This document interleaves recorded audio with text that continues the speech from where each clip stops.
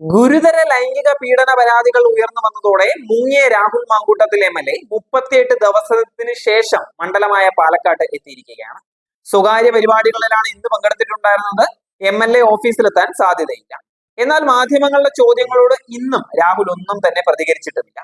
കാണേണ്ടപ്പോൾ കണ്ടോളാം എന്നായിരുന്നു മാധ്യമങ്ങളോടുള്ള രാഹുലിന്റെ മറുപടി തന്നെ. അതേസമയം രാഹുലിനെതിരായിട്ടുള്ള ലൈംഗിക അതിക്രമ കേസിൽ കൂടുതൽ തെളിവുകൾ ക്രൈംബ്രാഞ്ചിന് ലഭിച്ചിരിക്കുകയാണ്. രാഹുലിന്റെ ശബ്ദരേഖകളും ടെലഗ്രാം ചാറ്റുകളുമാണ് ശേഖരിച്ചിരിക്കുന്നത്. ഇത് രാഹുലിന്റേത് തന്നെയാണ് എന്നുള്ളതാണ് സ്ഥിരീകരിച്ചതായിട്ടുള്ള വിവരം. നിലവിലെ കേസിൽ പരാതി നൽകിയ 11 പേരുടെ മൊഴി അന്വേഷക സംഘം രേഖപ്പെടുത്തിയിട്ടുണ്ട്. സമൂഹ മാധ്യമത്തിലൂടെയാണ് രാഹുൽ പരിചയപ്പെട്ടത് എന്നും തുടക്കം മുതൽ അശ്ലീല മെസ്സേജുകൾ അയച്ചു എന്നും ഹോട്ടൽ മുറിയിലേക്ക് ക്ഷണിച്ചതായും യുവനടി അന്വേഷക സംഘത്തോട് വെളിപ്പെടുത്തിയിട്ടുണ്ടായിരുന്നു. ഇതിന്റെ സ്ക്രീൻഷോട്ടുകളും കൈമാറിയിട്ടുണ്ട്. ഗർഭഛിദ്രത്തിന് നിർബന്ധിക്കപ്പെട്ട ഇരയുമായി സംസാരിച്ച മാധ്യമ പ്രവർത്തകയുടെ മൊഴിയും രേഖപ്പെടുത്തിയിട്ടുണ്ട്.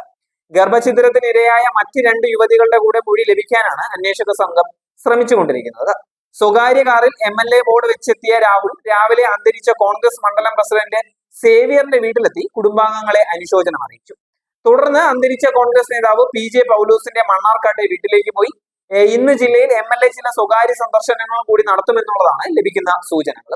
മാധ്യമങ്ങളെ പോലും അറിയിക്കാതെ രഹസ്യമായി എത്തിയ MLA ഓഫീസിലോ പൊതുപരിപാടികൾക്കോ എത്തിയാൽ തടയുമെന്ന് BJP സംസ്ഥാന വൈസ് പ്രസിഡന്റ് C കൃഷ്ണകുമാർ പറഞ്ഞിരിക്കുകയാണ്. കോൺഗ്രസിന്റെ മൗനാനുവാദത്തോടെ എത്തിയ MLAയെ തടയുന്നതിന്റെ പേരിൽ കിട്ടാനിടയുള്ള സഹതാപ സാധ്യത ഉണ്ടാക്കി കൊടുക്കാൻ തയ്യാറല്ല എന്നാണ് DYFI നേതാക്കളുടെ നിലപാട്. സംസ്ഥാന നേതൃത്വവുമായി കൂടി ആലോചിച്ച ശേഷമാവും തുടർ സമരങ്ങളെന്നും അവർ പറഞ്ഞിട്ടുണ്ട്.